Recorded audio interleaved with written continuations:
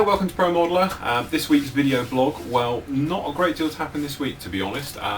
Various bits and pieces, been busy making the wash, got a few new little products that will be coming down the line soon from the Pro Modelers range, and been burning DVDs and all sorts. So actually modelling this week isn't that much at all. One thing I have been getting on though with is the flanker. Now I know this was a stalled build because obviously this did start before Christmas, and actually it's one of the members, it's his prize for having it done is for me to do any model he wanted, so he chose a flanker. So that's what I'm doing. Quite interesting. It's together but not totally at the moment. It's just literally being held in place. The colouring, obviously flanker colours, when you look at reference photos, you see some of them and they're, you know, very nice blue finish, very modern. Other ones which have been left out and they're sort of weathered down. So really there is no right and wrong with the colour schemes that you actually do with them. You know, this one here, I've done it and blended it all in nicely, and then it wasn't looking blue like flankers have that type of blue tinge, so literally all I did, thinned down some royal blue, X3 blue, and blew it right the way over the entire thing. Very thin. It's probably down only 5% paint to thinners, just to give it a sort of bluey, greeny tinge all over, and that's what we've sort of got with this one. Obviously on the site you'll be able to see the build and I'll talk about it a bit more in depth, but it got me thinking obviously about you get people and they say about the colours are right and wrong and various bits and pieces, especially Second World War stuff. At the end of the day, if you're happy with how your model looks and it looks the right colour to you and everything else like that, then that's all that matters. Don't be put off by people saying, oh, it's the wrong shade, everything else.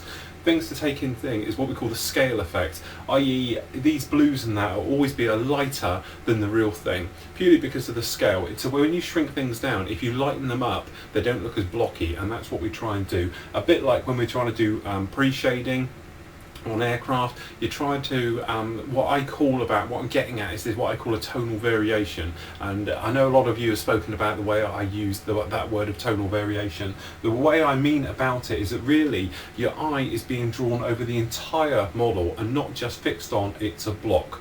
You know, you get flamed for saying this, but die cast especially, you put a die cast next to a plastic model kit on a display table, the plastic one will look a lot better. Our stuff will look a lot better than any die cast you'll find, purely because we can do pre-shading, we can do lightening of the panels, fading of the panels, post-shading, going around giving it some weathering afterwards, and certainly you can then go on to things like washes, pastels and pigments and various bits and pieces doing like that. So really that's what I'm sort of getting at, is that, you know, if you're happy with the way it looks, fine, leave it just as the way it is. Okay guys, don't forget the competition for this month is going to be for Pro Modelers t-shirts, nice plastic vinyl sticker to your car, mug, obviously very limited edition because we're not actually selling those unless we get skin, and then it'll be available at a show near you. Obviously a couple of DVDs of your choice and a full set of the Pro Modelers. On the forum we've been talking about thinners and cleaning up airbrushes and various bits and pieces like that. Now obviously members just go to airbrush tutorials, and I've done a full 30-minute troubleshooting. Anything goes wrong I've covered it in there, and in there as well as cleaning, stripping down your airbrushes and cleaning out nozzles and making sure they go.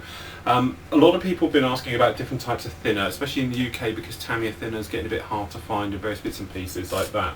Other options you've got, Mr. Colour, available for MDC in the UK, and then obviously the rest of the world it's a lot easier to get, but Mr. Colour 110 is their one for their acrylic, water-based acrylics. Their Gun Sanyo, the Aquarius type hobby colour ones. That's the thinner for that one. If you put the 400 in, that's a lacquer thinner, goes horrible.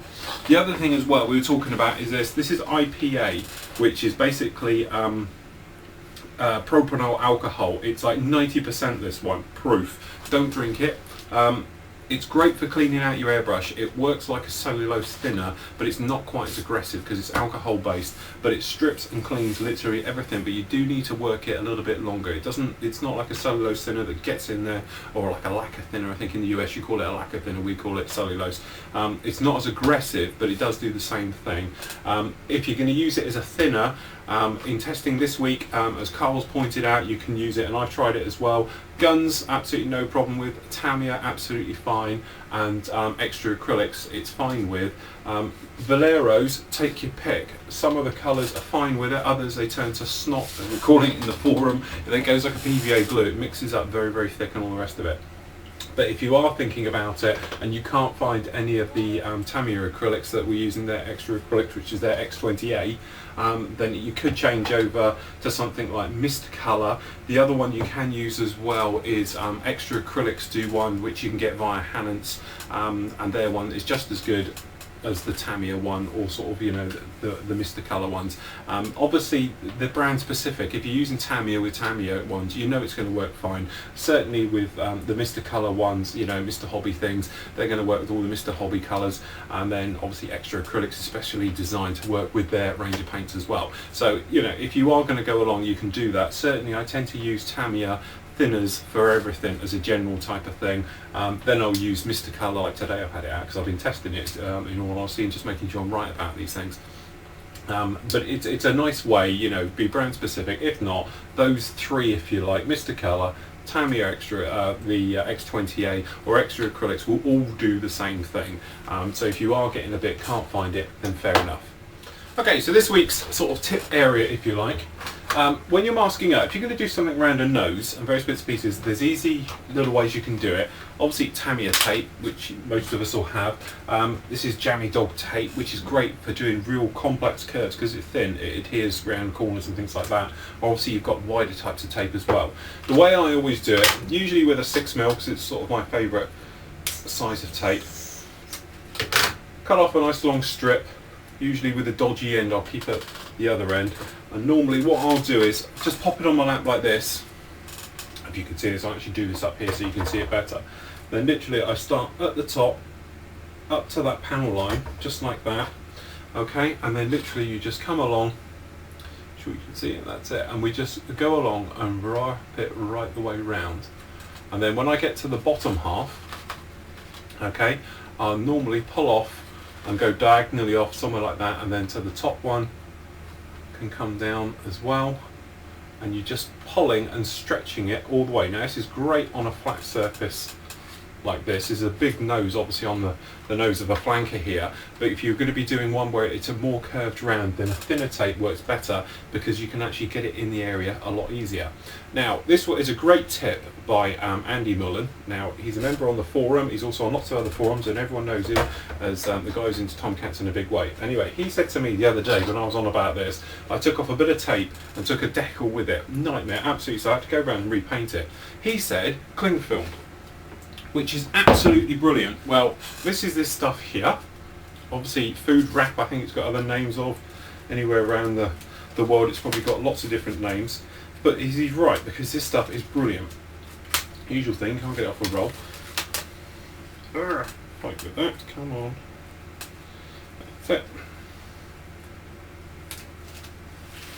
So literally, we take our bit of cling film like that. And then obviously you can back up your tape to a certain extent where you want to go to, but what you can actually do with your cling film, you can just come along, put it round the nose part just like that, just behind the line, and then come along with some 6mm or wider if you wanted to, and you can just then retape it. You just go a little bit behind to the area where you were, and that's it. So that's on there now, so it's on top of the tape, and literally you can just wrap your cling film around the rest of your model to protect it from overspray, instead of having to get loads of extra tape out and all the rest of it. And there we go, that's completely protected. And then when you come to taking it off, obviously, you know, it's not going to be a problem. We just completely will unwrap it, and away you go. Okay, that's about it for this week. Thanks for watching, and join me again next week.